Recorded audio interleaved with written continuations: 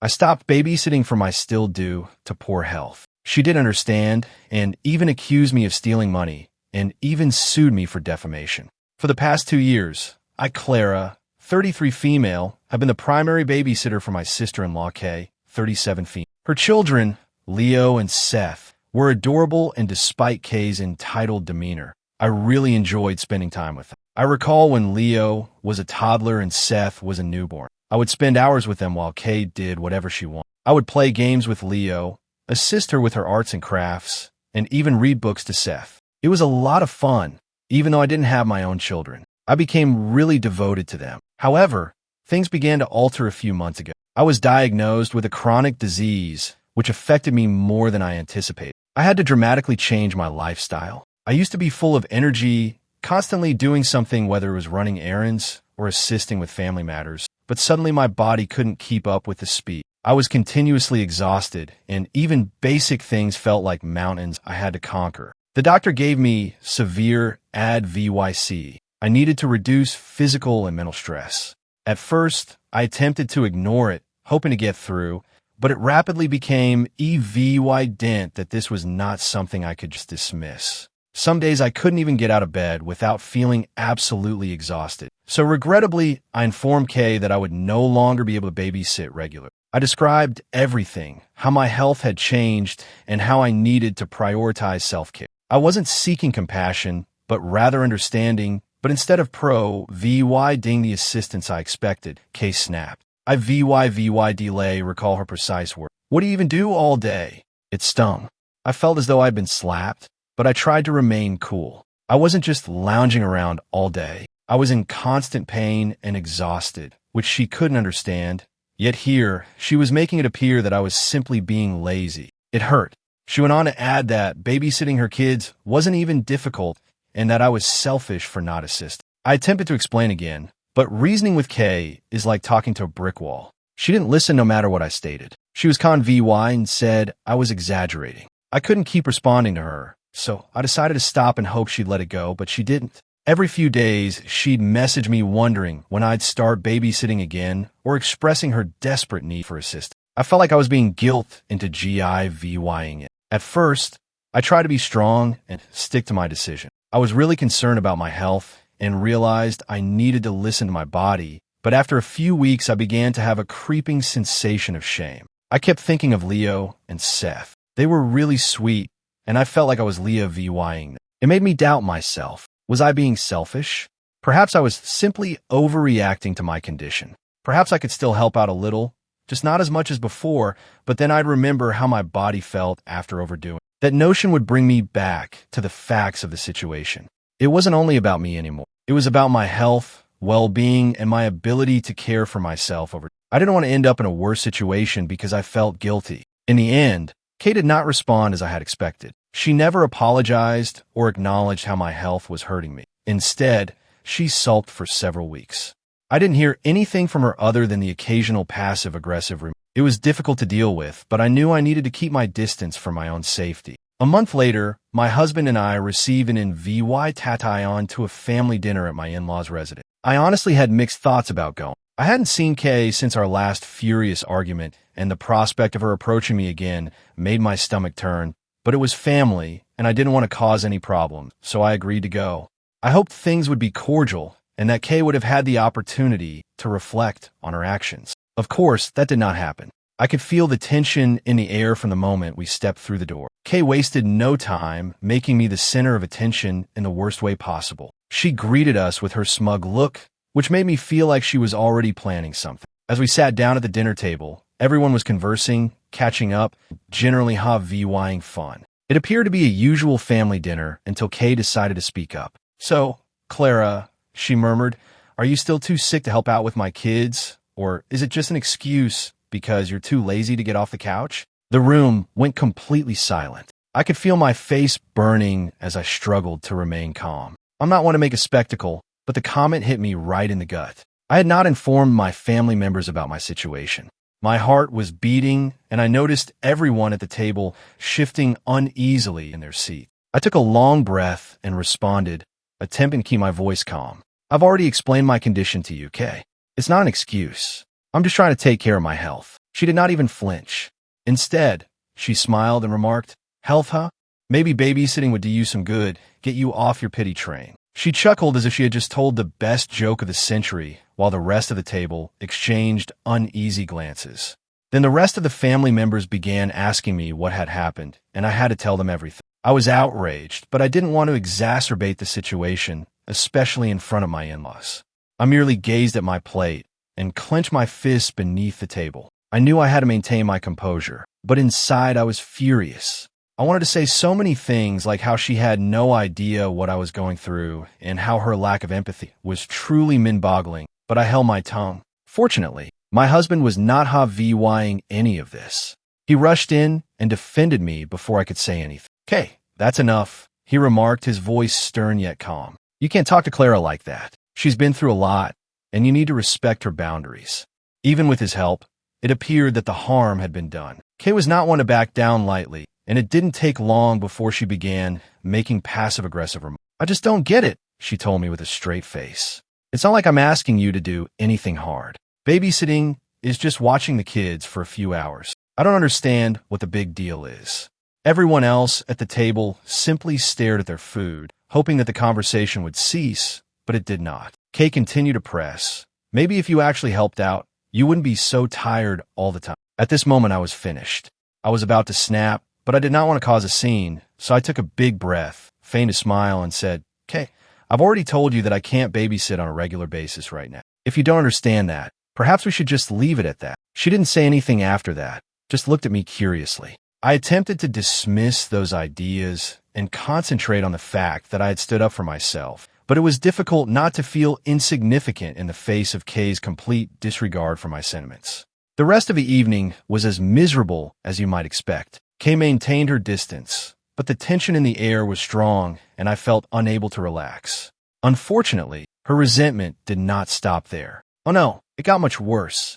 A few days after the family meal, I was sitting at home trying to relax after another long day when there came a tap on the door. I wasn't expecting anyone, so when I opened the door, I was surprised to see a police officer standing on my porch. My heart sank into my stomach as I struggled to make sense of what was occurring. I stood there in full shock as the police officer claimed that he was coming to investigate a theft report. Apparently, Kay had filed a lawsuit accusing me of taking money from her home. The words barely registered in my head at first. A theft report against. I was unable to make sense of it. I immediately called Kay to try to acquire some information. My hand shook as I held the phone to my ear, my heart thumping in my chest. The phone rang for a few seconds before she answered. "Kay," I replied, "what is going on?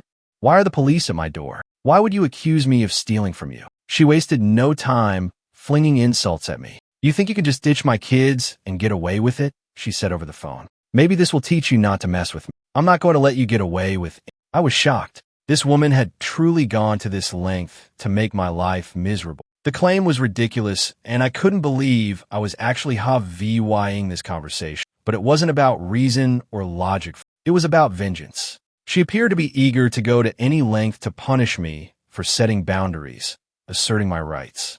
I tried to remain calm, but my rage was boiling over. "Kay," I muttered through clenched teeth, "I didn't steal anything from you. This is insane. Why would you even make something like that up?" But she laughed as if she relished seeing me upset.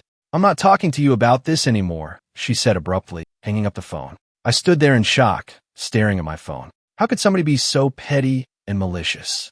I had no idea how to digest what had just happened. The police officer was standing there, and Kay had gone as far as accusing me of stealing. It was ridiculous, and yet here I was forced into this nightmare. Fortunately, the police officer recognized that something was not adding up. After a little talk, he had begun to see through her tale. Maybe I was an easy target for her, but I had no motivation, no opportunity, and certainly no experience with anything like this. In fact, I had been home the whole day the money allegedly went missing, and I had a solid alibi. The officer even checked our security camera to verify my whereabouts. It wasn't long until the entire situation imploded. The officer was courteous and professional, apologizing for any difficulty and assured me that everything had been resolved, but the harm had already been done. Kay had attempted to drag me through the mud, and I had to cope with the consequences of her petty BHVY. Despite the fact that I was not in trouble, The entire experience left me shaken. Her scheme backfired spectacularly when Pete found out about the police complaint and what Kay had done. He was furious. I'd never seen him that angry before. He'd always been the calmer, more patient one in their relationship, but this was the final straw. From what I could tell, he hadn't been pleased with her recent Beehive VUI, but the theft claim appeared to be the tipping point. It felt like something inside him cracked. He marched up to her and demanded she apologize to me. Of course, Kay refused. She was too proud, headstrong, and frankly humiliated to accept her mistake. I only learned about all of this after Pete came to my house to apologize on her behalf. To be honest, I wasn't delighted with their relationship. It seemed strange to be caught in the middle of their turmoil, but at the same time, I felt VUI indicate. She had tried to ruin my life with her falsehoods, and the consequences were now catching up with her. I couldn't help but feel a sense of relief that things were finally unraveling. The saddest thing for Kay was when news of the police report reached the school where she worked. Kay had been a teacher for years, and I believe she had always assumed her position was secure. However, after the school learned about the fabricated theft claim and the participation of the police, things began to fall apart for her in a dramatic manner. While no legal charges were filed against her, the fact that she had contacted the authorities in such a petty and vindictive manner was enough to ruin her reputation. I couldn't help but feel bad about how much I enjoyed watching her life collapse. I knew it wasn't polite to enjoy someone else's demise, but after everything she'd put me through, it almost felt justified. It was as if the cosmos was finally VYing her a dose of her own medication. For so long, she moved around with a sense of entitlement, as if the world revolved around her, and suddenly everything was falling apart. Of course, none of this was without consequences for me. As much as I wanted to move on and leave this mess behind me, it seemed like every time I took a step forward, I was drawn back into the drain. I began to feel sorry for the folks in our family who were caught in the middle, trying to decide which side to take. A few family members felt sorry for her and suspected that I had exaggerated or misread her intention, but for the most part, they supported me. Still, there were awkward occasions at family gatherings when I had to act as if nothing was wrong, when in reality things had gotten exceedingly strained. Kay's life has fallen apart, and it appears that she is blaming everything on me. She lost it during another one of our family confrontations, pointing her finger and yelling that I was to blame for everything that had gone wrong. She exclaimed that if I hadn't been so theatrical during babysitting, none of this would have occurred. It seemed as if everything that had gone wrong in her life was now my fault. But I had already learned to maintain my composure. I did not participate in the yelling match. Instead, I answered calmly, "Okay, I didn't make you mock me at dinner. I didn't force you to file a false police report. You did this to yourself." It felt strangely empowering to speak those words. For once, I was not going to let her twist the story or make me feel like I was wrong. I won't lie. As I watched her spiral, I felt a little sense of justice. Seeing someone so toxic face the repercussions of their action seemed natural, even if I didn't take joy in her suffering. I'd endured enough of her harshness. I had to tell myself that this wasn't some small VY Tory for me. It was merely the result of her own actions. The fact was I never wanted to be a part of this drama in the first place.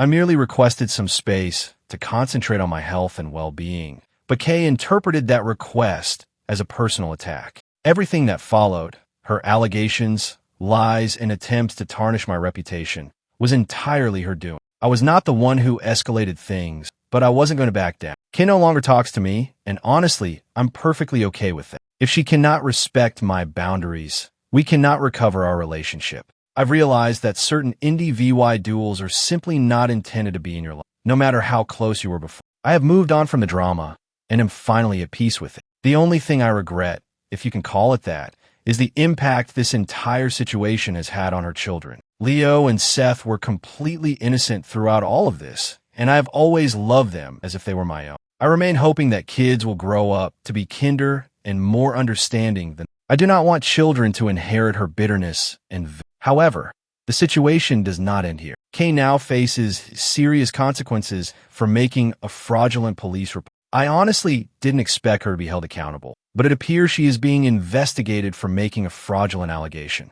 It appears that she may be required to pay a fine or face some type of penalty. Frankly, it could not have occurred to a more worthy indie VY duel. I'm not sure what the legal implications will be for her, but it appears that she'll have to deal with it one way or another. Of course, even as the walls close in on her, she refuses to accept responsibility for her deed. Kay began calling me in an uncharacteristically out-of-touch manner. She's actually asking me to pay her fine. Yes, you read that correctly. She wants me to pay for the mess she made, as if I owe her anything after everything she's put me through. It's truly comical, and I'm just sitting here shaking my head. At first, I had no idea how to reply. It's not like I want to go back and forth with her every time we communicate. I feel like I'm taking a step back in my healing journey, but this was different. This was her attempt to manipulate me one more time, and I was not havying it. I've spent the last 2 months focusing on myself and regaining my peace, and this phone call felt like a slap to the face.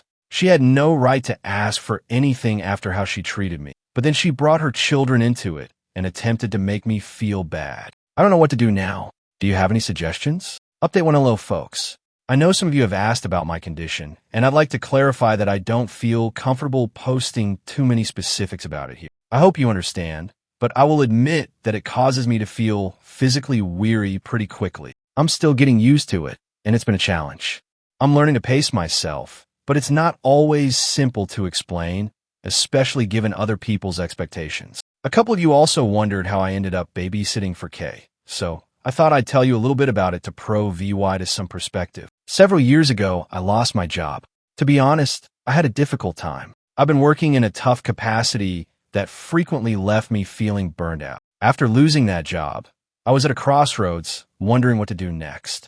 I didn't want to rush into another full-time job that would be equally hectic, so I decided to take some time to figure things out. Around that time, I acquired a part-time remote job that proved to be a true blessing. It's flexible, pays well, and I can work from home, which gives me more control over my schedule. Honestly, it's been a terrific balance that I've been able to maintain. Even though it is only part-time, my husband has an excellent job, which helps. We've been able to maintain a decent financial situation together, so things worked out even though it wasn't the job route I had planned. Now that I was working from home and had more spare time, I began looking for active VY ties to occupy my days. That's how I ended up babysitting for Kay. You know Kay, and I've always been related, but our relationship has had its ups and downs. She's not the easiest person to get along with, but when I lost my job, I had a lot of free time and figured I could help out with her. It began when she had to leave for a trip with her pals and her regular babysitter canceled at the last minute. She asked if I could step in, and I agreed, despite my reservations about the concept. I assumed it would be something transitory, but it eventually became my second job. She kept asking me to babysit, even when she wasn't on a trip. Her children, Leo and Seth, are wonderful, and I actually enjoy spending time with them, so I didn't fear it.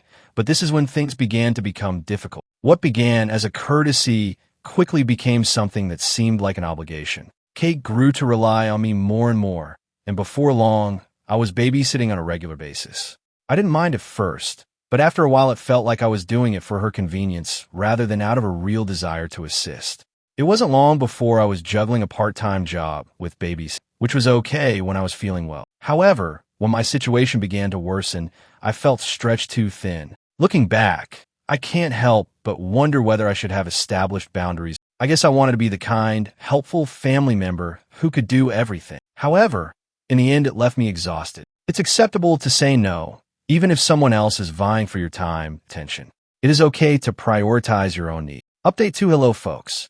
I realize it's been a while, but I finally have some updates. First and foremost, I'd like to thank everyone who contacted out and offered support during the crazy situation with Kay. It's been a bit of a roller coaster, but I'm doing fine now. So here's where things are. Kay did wind up paying a fee for filing a fraudulent police report, which surprised me given how swiftly it happened. She was further warned that repeating such behavior could result in more serious repercussions.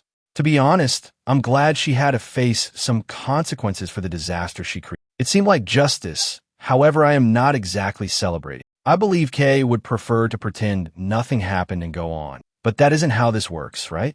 The more shocking development, however, involves Kay and Pete. They are now separated. That came as a tremendous shock to the family. I never imagined it would come to this, but things definitely reached a breaking point for them. Pete was enraged when he learned about everything Kay did, especially the phony report. That was the last straw for him, and it wasn't long before they began levying. They had been working on their relationship, however, According to what I've heard, they're in counseling, and Pete appears to want to attempt to make things better. I'm not sure what will happen to them but there's still a chance they can work things out if both of them are ready to put in the effort. At this point, I've removed myself from their drama. It's difficult to care when you've been wrongfully accused of something you didn't commit. Kay still blames me for all that transpired. She refuses to speak to me, which is actually rather reassuring. I don't think I could take much more of her toxicity. There's just so much a person can take until they have to keep their own peace, and right now I'm doing everything I can to focus on my health and happiness. But matter how toxic things were,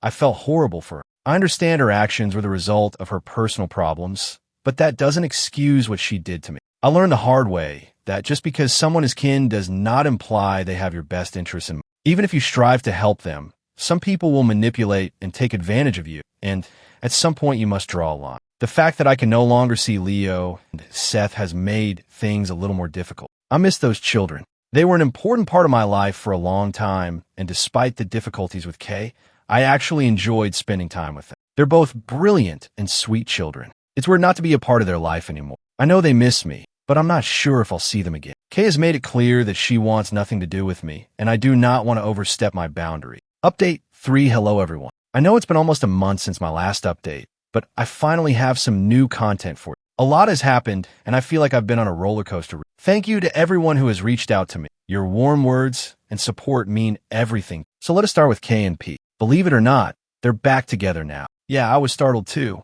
Given all that had happened, the drama, the accusations, and everything else, I assumed that was the end of their relationship. However, they managed to resolve the situation. It's bittersweet for me. As glad as I am that they're finding a path forward, I still haven't seen Leo or Seth. Honestly, I miss those children. I spent a lot of time with them, and they became an important part of my life, but with everything that happened, I can't seem to find a way back into their life. I know Kay has made it clear that she no longer wants me connected, and I do not want to break any limits, but I can't stop feeling like I'm losing out. I still think about them all the time and hope they're doing well. On a personal note, my illness has deteriorated in recent weeks. I won't go into too much detail, but let's just say I've been battling more physically. I was doing okay for a while until I had some flare-ups that brought me down. It's been a challenging few weeks, and there were times when I wondered how much longer I could continue. I was fatigued, and there were days when getting out of bed seemed impossible. I've been seeing my doctor more often and changing my treatment plan slowly but surely. I'm feeling better, but I'm not going to lie. There's an underlying concern that things could turn terrible again. I simply need to take it one day at a time and be gentle to myself. I'm grateful that my hubby has been so supportive throughout this. He's been an incredible rock for me, and I'm not sure what I'd do without him. Anyway, that's where I am right now. I'm grateful for the help I've received, and I hope everyone is doing. I'll let you know if anything more happens, but for now I'm simply taking it one day at a time. Thank you again for being there for me. It truly means the world. Thank you for watching. If you haven't subscribed yet, please do so and hit the notification bell to stay updated with more shocking real-life stories happening around you.